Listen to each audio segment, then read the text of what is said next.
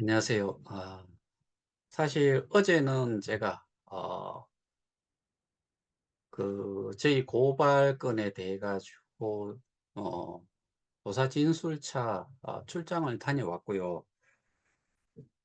여러분들도 잘 아시다시피 공공기관은 인사 이동이 늘 있지요.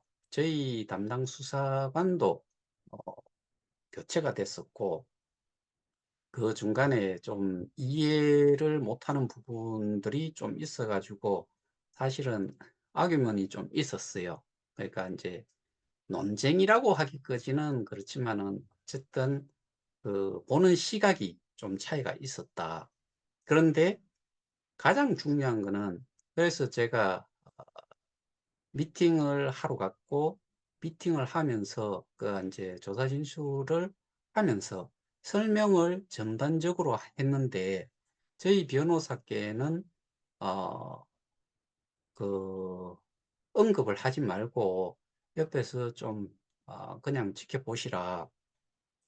그래서 제가 정말 한 2 시간 정도 전반적인 내용을 설명을 했고, 그래서 담당 수사하시는 분도 생각이 바뀌셨고, 기본적으로 스테이킹이라든가 이런 부분에 대한 것도 여러분들이 잘 아셔야 되는 게, 우리가 이야기하는 스테이킹과 바이낸스나 그다음에 스테이킹 서비스를 하는 그런 쪽의 스테이킹하고는 좀 개념이 차이가 좀 있지요.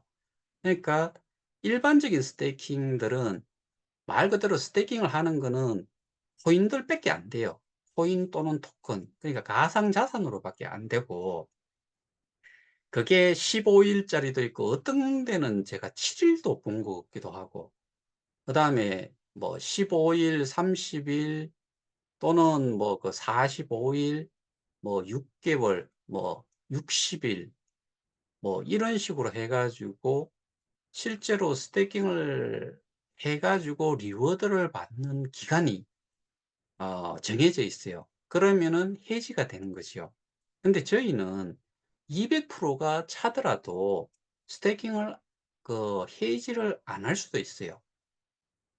그런 부분들도 분명한 차이가 있고, 그다음에 저희가 가장 어 그러니까 인제 어 모 기업에서 인수를 했다는 말이 들어가 있잖아요.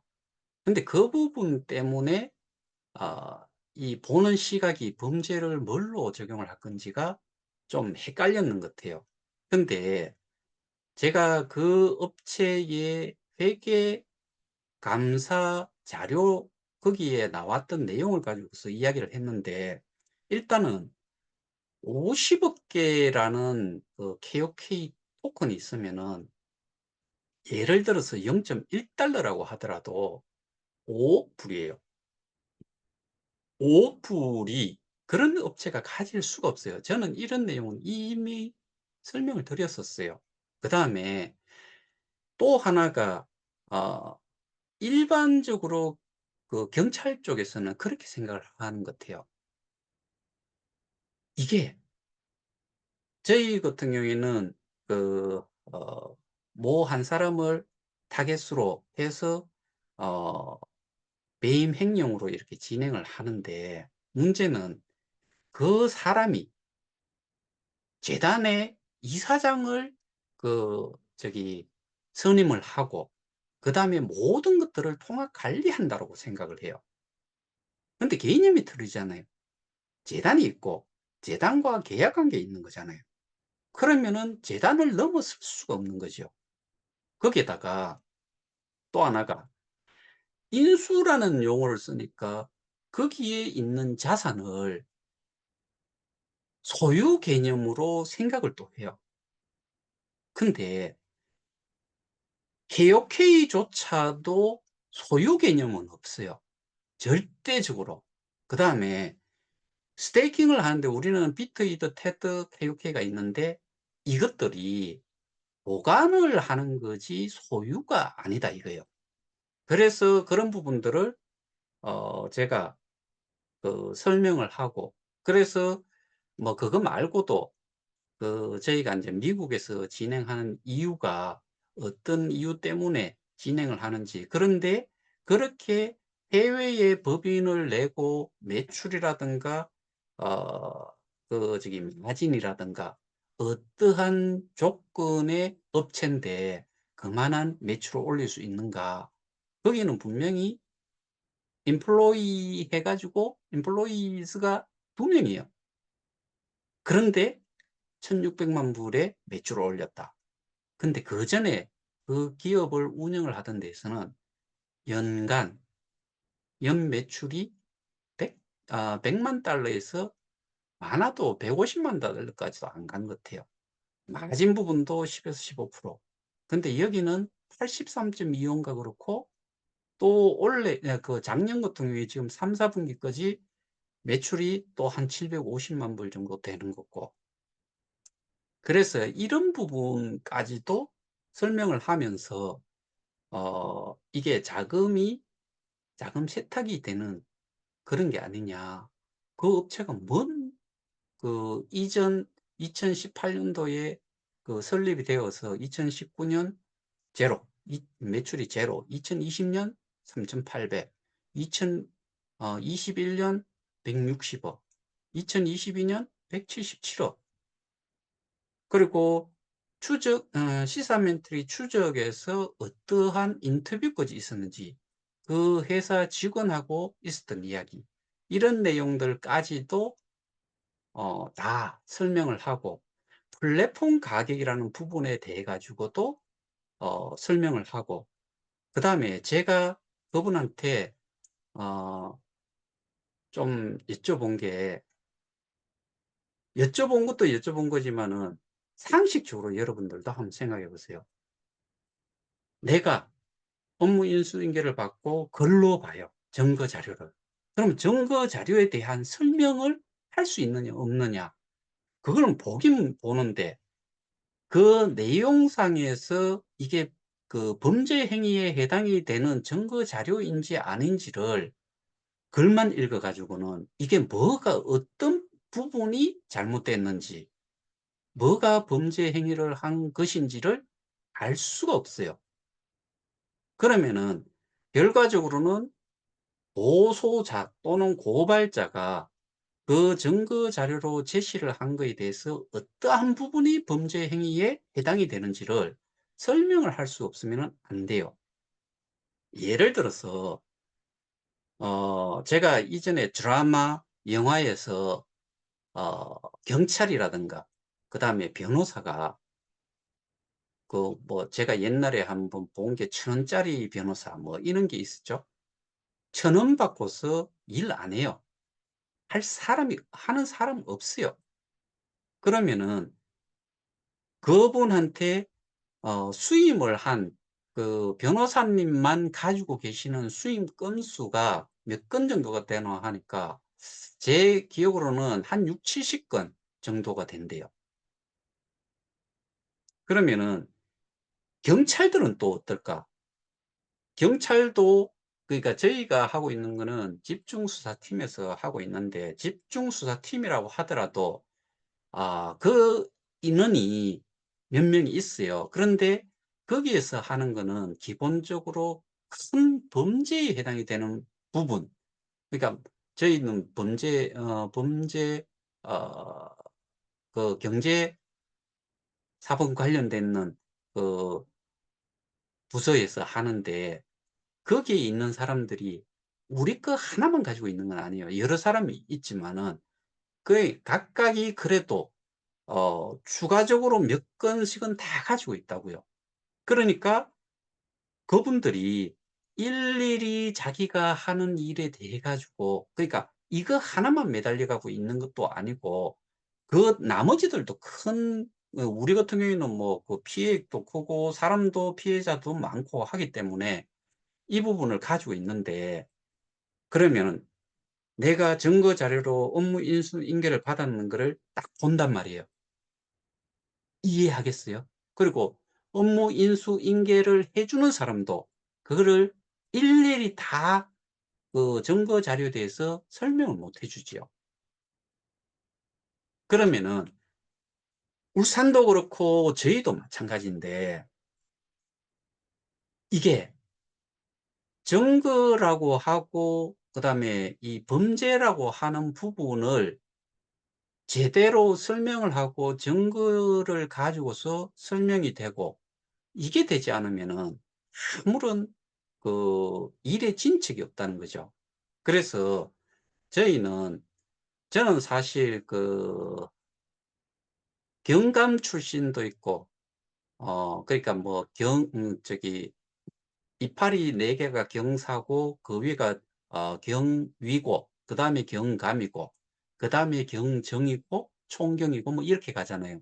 그렇게도 있고, 그다음에 치안감 출신도 계세요. 그래서 제가 오늘 같은 경우에는 꽤 오랜 시간 동안 치안감 출신이신 분하고도 통화를 꽤 오랫동안 하면서 조언도 좀 구하고, 저희는 저희 뭐 변호사도 있지만은 저는 또 개인적으로도 어 이 공부를 해서 어 괜찮은 이런 영상이라는 게 있거나 그다음에 뭐 인터넷상에서 그 정보를 좀 필요로 하는 부분들은 공부를 해야 되는데, 그런 것들을 총망라해 가지고 이렇게 보면서 느끼게, 그리고 경찰의 그 할 수 있는 뭐 능력도 능력이고, 또 하나는 이게 업무 할당량이, 그게 소위 말하는 맨파워가 부족하다라고도 볼 수가 있어요. 그래서 그러면 결국에 누가 이 그 사건에 대해 가지고 가장 많은 정보를 제공을 해야 되느냐라고 보면은, 결국에는 경찰도 그다음에 어 변론해 주는 법률 변호인도 대리인도 스스로가 알아 가지고 찾을 수가 없어요, 어떠한 거든. 그러니까 준 자료에서 그 사람들이 거꾸로 어 고발이나 고소한 그 사람들한테 문의를 하는 거죠. 어제 같은 경우에 제가 한 2 시간을 설명을 했고, 그러고 나서 사실은 조금 악유문이 있었는데 그 진술서를 작성을 하는 걸 보니까 이해를 다 하셔 가지고 진술서를 잘 쓰셨어요. 저는 인제 보는 그 설명을 하고 그 반응을 그냥 뭐 정말 포커 페이스라 가지고 어 이해를 하셨는지 안 하셨는지 정말 좀 그 마음이 좀 뒤었는데, 근데 진술서를 쭉 써 내려가시는데 보니까 필요한 부분들을 딱 질문을 하고 거기에 대한 답변을 제가 설명한 것들을 쭉쭉쭉 잘 써 내려가시더라고요. 그러니까 결국에는 뭐 치안감 분도 그런 말씀을 하시고, 그다음에 경정 경감 출신이신 분도, 그분들도 전부 다 개혁의 피해자시니까 저한테 조언을 해 주시는 거죠. 거기에 대응을 어떤 식으로 해야지 되는지, 그러니까 고발자가 제대로 일을 하지 못한다 그러면은 아무런 결과를 낼 수가 없다는 이야기예요. 저는 시간만 많다 그러면은 한도 끝도 없이 할 수 있다라고 생각을 하고, 하나하나 증거 자료에 대해 가지고도 설명을 다 하고 싶었는데 그 정도까지는 안 됐고, 일단은 가장, 그러니까 기본이 되는 전체적인 내용을, 우리 이 시스템이 일반적인 가상자산 시스템하고는 분명히 차이가 나요. 피해자와 그 가해자의 그 관계가 분명히 차이가 좀 있어요. 오늘 어떤 분이 문의를 해요. 그 저희 오픈 토론방에 그 그러니까 전 세계에 하나뿐인 팔성이 왜 다른 종류의 대여가 아니냐라고 이야기를 하시는데, 실제로 저는 그렇게 답변을 했어요. 그거는 필름이고 뭐 경우에 따라서는 플랭크톤이다. 그 사람 자체가 일개 프론티어고 근데 스스로가 뭐 거기에 뭐 마케팅 대표라고 했든 뭐 그다음에 인제 자기가 공인이라고 이야기를 하든 저는 그렇게 생각지를 않는다. 보상 체계에서 기여도에 비해 가지고 엄청난 수익을 가져갔을 뿐 그 사람이 여러분들 저 같은 경우에는 1 레벨이고 거기는 8 레벨이라고 했을 때 제가 그 사람하고 관계는 하나도 없어요. 여기 계시는 분들 전부 다도 하나도 관계가 없어요. 그런데 그 사람이 내 것까지 내가 여기에 참여를 한 것까지도 해치먹은 거예요. 그것 말고는 특별한 게 없어요. 그리고 유튜브든 오프라인 설명회든 그 와이프도 뭐 엄청난 대접을 받더라고요. 저는 그런데 별로 안 가고 싶었는데 제 아내가 아 같이 가자라고 하는데 안 가면은 좀 뭐 삐진다 그럴까 뭐 화를 좀 낸다고 할까 뭐 그런 식이라 가지고 제가 가 봤는데 빌급도 아닌 것들이에요. 그런데 그런 사람들이 스스로를 공인이라고 하고 스스로가 직급자라고 이야기하고 스스로가 사업자라고 이야기하는데 실제로 그 사람들은 재단의 어떠한 임명직도 아니고요. 그냥 뭐 1 호 1 호를 김진아라고 2 호를 뭐 그 사람이라고 하는지는 모르겠는데 일찍 시작한 거 외에는 차이가 없어요. 우리나 그 사람들이나 명칭은 그러니까 인제 이거는 어떻게 보면은 쪼끔 그 미화해 가지고 쓰는 게 프론티어라는 용어를 썼죠. 프론티어라는 거는 개척자라는 뜻이잖아요. 뭐 그전에 한 적이 없는 거를 뭔가 이루기 위해서 최초로 하는 사람을 프론티어라고 하잖아요. 그 그것 말고는 별로 이야기할 게 없어요. 사업자 등록증 있는지 이것과 관련된 사업자 등록증 있는지 한번 찾아보세요.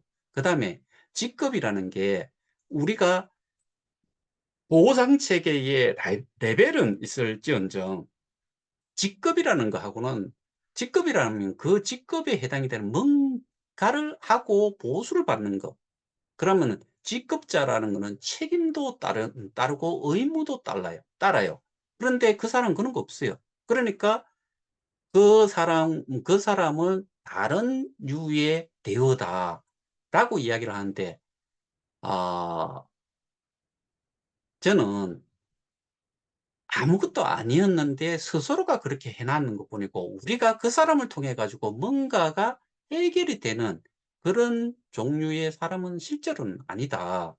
다만 이게 공공연히 뭐 프론티어 대표처럼 했다 그러면은 거기에 대해 가지고 좀 인간이면은 적어도 해야 되는 게 뭐나 하면은 여기에는 85만 이 남아 있다고 하고 거기는 예를 들어서 8만 이 있다고 하면은 85만 그러니까 그전에는 100만 명이 있었는데 100만 명에 해당이 되는 그만큼의 그 쪽쪽 빨아먹는 짓을 했으면은 지금 이런 상황이 왔을 때 정말 합리적이고 논리적으로 따졌을 때 이거는 잘못됐다는 거 그거 알아야 된다고요. 그다음에 제가 이런 부분을 왜 이야기를 하냐면은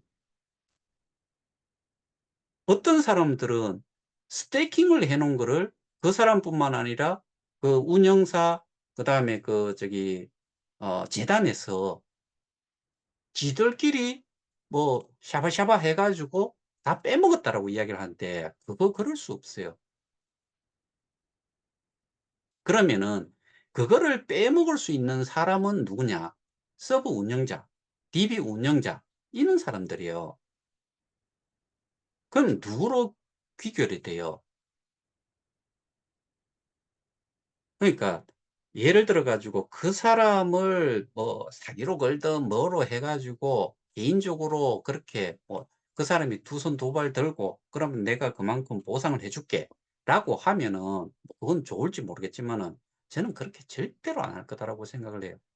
그럴 수도 그렇게 증명을 하려 그러면은 그 고소자들이 정말 똑똑해야 돼요. 근데 제가 보기에는 그만큼은 좀 힘들지 않을까. 그래서 여러분들이 좀 이해를 하셔야 되는 거는, 예를 들어서 변호사도 비즈니스라고 제가 말씀드렸죠. 아까 말씀드렸다시피 우리 변호사님은 한 70건 정도, 60-70건 정도의 사건을 수임을 하고 계세요. 그러면은 제가 어 그분이 제가 준 자료를 이해를 보는 동안에 이해를 못하는 부분은 저한테 연락이 오지요. 그럼 설명을 하지요. 그리고 거기에 해당이 되는 법리적인 해석을 해서 어떠한 증거로 "이거는 문제가 된다." 이렇게 인제 법률적으로 따져 놓고 뭐 수사관이든 뭐 이런 분들한테 그런 부분들을 좀 설명을 하는 거고, 수사관들도 마찬가지예요. 처음 보는 그 증거 자료는 100% 그 사람들은 생소한 거예요. 근데 우리가 좀 안다고 해 가지고 '그 사람도 알 거다. 또 뭔가를 제출을 했기 때문에 안다.'라고 생각하면은 천만의 말씀 만만의 뭐 콩떡이라 그러나요? 말 같지 않은 소리예요. '아 몰라요.' 무조건 하고 설명이 되고. 근데 이게 부분적으로 설명이 이루어지는 것이 분명히 필요는 한데, 제일 먼저는 우리 그런 이야기 많이 하잖아요. "숲을 보고 그다음에 나무를 보자." 숲을 보지 않은 상태에서 나무 하나 잡는 거, 블록체인 설명을 할 때 박성준 교수라는 분이 그런 이야기를 해요. 코끼리를 잡아 놓고 코끼리가 있으면은 코끼리의 다리를 잡았느냐, 코를 잡았느냐, 고 파셜적으로 알아 가지고는 이 블록체인이라는 거를 이해를 못 한다. 그러면은 우리 KOK 같은 경우에는 일반적으로 국내에만 이렇게 상장이 되거나 해 가지고 국내에 있는 한국 사람들만 거기에 뭐 투자를 했거나 뭐 그런 경우다 그러면은, 또 서비스하는 것도 한국 사람들만 그거를 서비스를 받는다라고 하면은 그거는 정말 좀 심플하지요. 근데 우리는 재단이 있고 운영사라는 게 있고, 이 운영사라는 게 여러 개의 법인이 또 따로 있어요. 근데 지금까지 흘러온 내용을 이렇게 보면 중간에 들어왔는데 이게 모든 것들이 장악이 돼 있는 상태고, 그다음에 일반적으로 스테이킹을 할 경우에는 스테이킹까지 하거나 아니면은 뭐 그거를 좀 싼 가격으로 ICO를 한다고 했을 때 초창기에 뭐 인제 들어와 가지고 그 투자한 금액만큼을 적은 금액으로 많이 가져가는 경우 뭐 이렇게 되는 것과는 별개로, 그러니까 거기는 하나의 기축통화 하나만 가지고 하는 거잖아요. 근데 저희는 비트, 이더, 테드라는 게 따로 있고 다빈치도 잠시 있었어요. 그거는 그렇게 수량이 많지 않아요. 그래서 그거는 don't care. 어쨌든 나머지를 딱 가지고 보면은 일반적인 가상자산 사업자와 우리와의 이런 관계를 비교를 해 보면은 우리는 complicated 그 자체예요. 아주 복잡해요. 근데 다른 데는 거기에 비해 가지고는 심플하지요. 간단하지요. 그러니까 접근을 하는 것도 쉬워요. 근데 우리 같은 경우에는 어려워 보이는데 실제로 쭉 진행이 되어 온 것들을 저는 정말 그래도 복이 있는 것 같아요. 많은 자료들을 제가 볼 수 없었던 자료까지도 제가 받게 되니까, 제가 받을 수 없는, 개인적으로 이렇게 제가 하지 않았으면은 그런 정보라든가 이런 내용들을 받을 수가 없는데, 저는 그런 것들을 다 받으니까. 그러니까 그런 것들을 다 종합을 해 가지고 왜 이게 문제가 되는지, 그리고 이 전체적인 저기 솔직히 여러분들 중에서 다른 쪽도 마찬가지지만은 법인증 몇 개 나오는 곳에 법인증이라도 가지고 있는지 아세요? 그리고 거기에서 재단과 관련된 사람을 만난 사람이 있는지도 한번 따져보세요. 만났다라고 하는 거는 좋을 때 오프라인에서 만났던 인사 한 번 정도 하는 거지, 이 시리어스한 상태, 심각한 상태에서 그쪽에서 정보를 받을 수 있었던 사람이 있는지를 한번 따져보라고요. 없을걸요? 그다음에 전산 자료라든가 이런 것들 가지고 있는 사람이 있을까요? 없어요. 그다음에 그 자료를 보는데도 저는 몇 날 며칠을 봤어요. 그거를 변호사한테 줬어요. 근데 변호사는 그거를 볼 줄을 몰라요. 그럼 누가 설명을 했겠어요? 실제로 그거를 저한테 제공을 해 주신 분이 모든 설명을 해 주면 되는데 그렇지도 않았어요. 그분도 일부분은, 그러니까 제가 뭐 실제로 거기에 대해 가지고 이렇게 메시지 정도만 가지고서 뭐 이야기를 나눠 봤고, 또 다른 사람 또 통해서도 받고 뭐 이렇게 하다 보니까 요 최근에는 제가 뭐 정상적으로 인제 정보를 좀 받고 있지만은, 그런 부분들, 그러면은 그게 몇 개가 입금이 됐고 몇 개가 출금이 됐고, 그래서 몇 개 정도가 지금 남아 있어야 되고, 그 당시만 하더라도 몇 개가 남아 있는 걸 저는 볼 수가 있죠. 근데 기준을 따졌을 때 이거는 보관용이기 때문에 현재만 딱 따져 보면은 몇 개가 나갔는지, 그게 피해 금액이에요. 우리는 우리가 지금 예를 들어서 고발자가 수천 명이 됐다. 수천 명의 피해 금액을 가지고서 이야기를 그렇게 따지면은 있을 수가 없어요. 그렇게 하면은 정말 힘들어요. 이게 일일이 계산을 해야 되는데, 재스태깅 했는 것까지 들어가는 거 원금이 아니에요. 자기 가는 원금이 아니라고요. 그러면 일일이 그걸 다 계산을 하려 그러면은 은행에 들어갈 때, 시작을 했을 때 현금들을 다 확인을 개인적으로 해 가지고 몇천 명이 있으면 몇천 명 거를 다 플러스를 해 가지고 피해 금액이다, 이렇게 던져야 돼요. 근데 우리는 그렇게 해 가지고 개인 거를 찾아내겠다라고 하면은 그렇게 해야 되지만은, 저희는 그게 아니잖아요. 어떻게 보면 삼자의 입장에서 고발을 하고, 고발을 한 내용은 그 비트 이드 테드가 업무를 가지고 있는 사람들이 써버렸다, 가져갔다, 이렇게 접근을 하고 있는 거고, 그게 다시 돌아오게 되면은 우리한테 개인적으로 다이렉트로 줄 수 있는 게 아니에요. 왜? 우리가 그 사람들한테 처음부터 다이렉트로 현금을 던져 줬느냐? 아니잖아요. 토큰으로 들어갔죠. 개수로 들어갔단 말이에요. 그러면 그전이나 지금이나 달라질 수 없는 거는, 들어갈 때처럼 나올 때처럼 똑같은 그 절차대로 이전에 들어왔던 그야 인제 해지하고 나간 사람들, 제가 본 자료로는 1,480,000명 정도가 해지를 했어요. 그러면은 그 사람들이 전부 다 해지를 할 적에 현금으로 받아갔느냐? 아니단 말이죠. 그래서 정상적으로 절차상으로는 하자가 없어야지 우리가 어 그 손에 우리가 그 현금이라는 걸 쥘 수가 있는데, 그 현금은 어떻게 쥘 수 있느냐? 거래소로 내가 받았는 거를 거래소에 가 가지고 팔아 가지고 내가 현금을 갖는 경우 말고는 현금이라는 것 자체를 가질 수가 없어요. 근데 잘못 생각을 하는 거죠. 그 스태킹에 대한 개념을 모르니까. 결국에는 그런 억지는 통할래야 통할 수도 없고, 그래서 우리가 환수가 되더라도 우리 개개인한테 돌아갈 돈이 절대로 아니에요. 그냥 다이렉트로.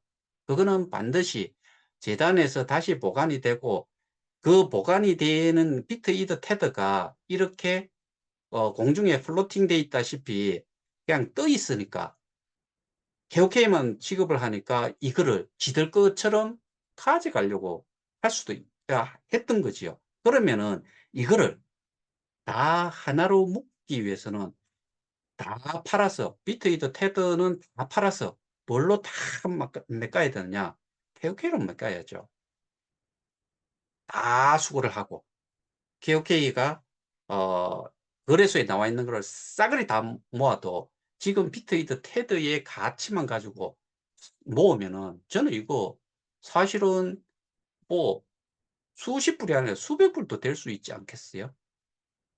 그렇게 돼야지 우리가 가지고 있는 거를 내다 팔았을 때 그러면은 사고자 하는 사람 그러니까 수요가 너무 많아 가지고 금액이 크니까 나오는 쪽쪽 다 사 버려 봐요. 그러면은 거기에는 씨가 말라요. 그다음에 우리가 가지고 있던 게 거래소로 나오는 순간 그때부터 가격은 이미 올라가 있는 상태로 파는 거니까. 이게 우리가 추구를 하는 내용이에요.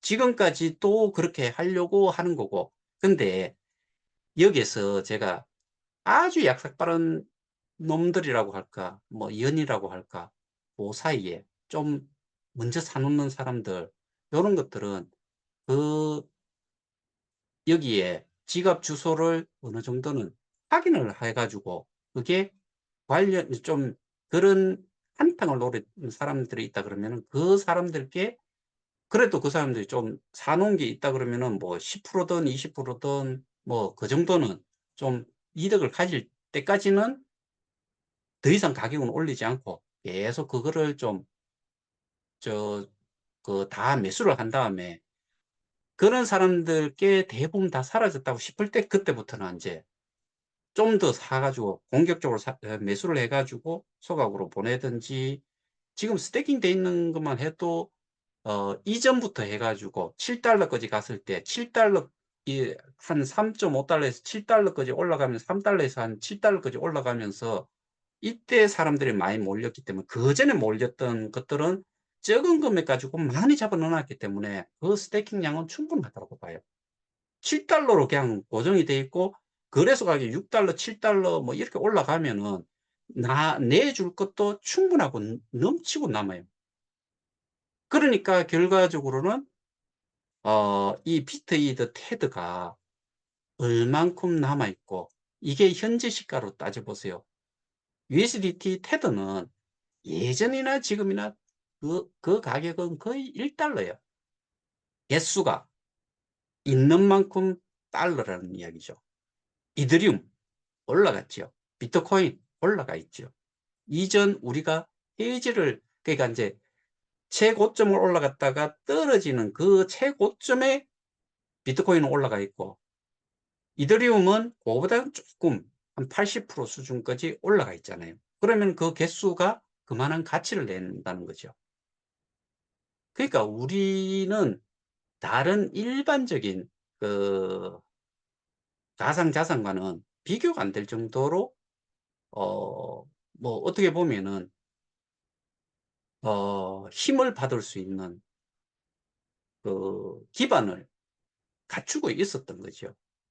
근데 그것들을 경우에 따라 가지고는 뭐 소위 말하는 그 참여자들의 합의로 인해 가지고 여기에 콘텐츠들을 좋은 것들을 막 좀 제일 좋은 걸로 해 가지고 시 제일 인기 있었던 것들을 많이 올릴 수 있도록 좀 돈을 좀 더 주더라도 매달 업데이트를 하거나 뭐 이런 식으로 하고 경우에 따라서는 뭐 투자를 하는 쪽으로도 워낙에 돈이 많은 거니까 그걸 가지고서 실질적으로 직접 투자를 하는 걸로 그러니까 이전에 뭐 저는 오징어 게임 말고 다른 건 잘 모르겠어요. 그런 정도로 넷플릭스에서 투자를 한 만큼 그 정도 해 가지고 그거에 10 배를 튕긴다거나 뭐 그렇게 할 수 있다 그러면은 얼마나 좋겠어요. 근데 그 수익금은 우리한테 돌아오는 건 사실 아니지요. 우리는 기본적으로 KOK 토큰을 넣고 토큰에 대한 인제 보상은 모든 보상들은 리워드는 KOK 토큰으로만 이루어져요. 그래서 일반 사업과 가상자산 사업을 뭐 좋을 대로 해석을 해 가지고 어떤 경우에는 일반 기업의 부분을 인용을 하고, 어떤 경우에는 가상자산의 부분을 제가 좋은 쪽으로 취해 가지고 생각을 하는 사람들이 너무나 많은데, 그렇게 이게 왔다 갔다 하면 안 돼요. 가상자산 사업에서 수익을 낼 수 있는 거, 그다음에 이게 어떠한 뼈대가 있는데 거기에 다 맞춰졌는, 뼈만 있는 게 아니고 살까지 붙여져 가지고 건실한 그런 서비스가 이루어질 수 있도록 하는 게 중요한 거고, 그거를 또 우리는 어 실제로 이용도 해야 되고, 그다음에 지금도 쇼핑몰이 1월 30 일인가 30일 날 공지가 나왔지요. 그러고 나서 아직도 시스템 점검 중이에요. 그게 7 제가 1월 30일 이야기를 할 때 한 만 7 개월 됐다고 했잖아요. 그러면은 2 월, 3 월, 지금 4월 달이잖아요. 그럼 만 9 개월이 지금 지나간 거예요. 아직도 저지랄하고 있어요. 아예 없어요. 이것들이 도대체 뭐 하면서 운영비를 해쳐먹었는지, 그 저기 받아가는 운영비가 있다 그러면은 100% 회수 플러스 거기에다가 그 뭐 소위 말하는 그 페널티를 물려야죠. 그게 정상이지요. 이렇게까지 개차반을 만들어 놓은 거를, 그런 것들이 세계 최고의 기술을 가지고 쭉 해 봐야 그 TPS 15,000, 그걸 가지고서 지금까지도 우려먹고 있는 거예요. 여러분들이 그 서버에 회선수를 몇 개를 얼마나 용량을 쓰고 있는지 여러분들 한번 생각해 보셨어요? 몇 명 하지도 않았는데 맨날 하는 소리는 과부하, 너무나 접속자 수가 많아 가지고 시스템이 다운이 되고, 뭐 이런 이야기예요. 그거 제대로 들여다보면은 저는 최저가의 것을 이용을 했을 것 같기도 하다. 그건 제가 이야기하는 게 아니고 전문가들이 이야기하는 거예요. 우리는 앞으로도 지금 이 일이 제대로 되도록 하기 위해서는 우리가 좀 제대로 좀 알 거는 알아야 된다 이거예요. 블록체인의 암호학을 전공을 해 가지고 테크니컬하게 쫓아갈 수는 없지만은, 그거를 벗어난 사업적인 부분에 지금 D앱 정도였기 때문에 더더군다나 우리가 어 이 이해를 하고 하는 내용을, 정보를 생각을 하면은, 지식을 생각하면은 그렇게 어려운 일들이 아니에요. 그래서 우리는 좀 필요한 부분은 이해를 하려고 노력을 해야 되고, 그러니까 지금까지 바보 짓을 했는데 앞으로도 똑같은 바보 짓을 하면 안 되잖아요.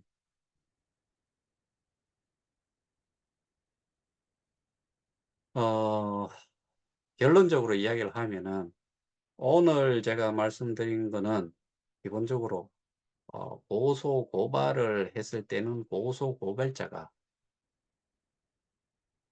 범죄라고 증명을 할 수 있는 증거에 대한 부분, 그다음에 전체적인 시스템에 대한, 이 사업의 시스템에 대한 부분을 이해를 하고 그 하나하나 들어가 가지고 어떠한 것들 때문에 문제가 됐는지, 그런 것들을 제대로 어 수사관한테 수사를 하는 수사관한테 설명을 못하면은 이거는 뭐 끝도 없을 거예요.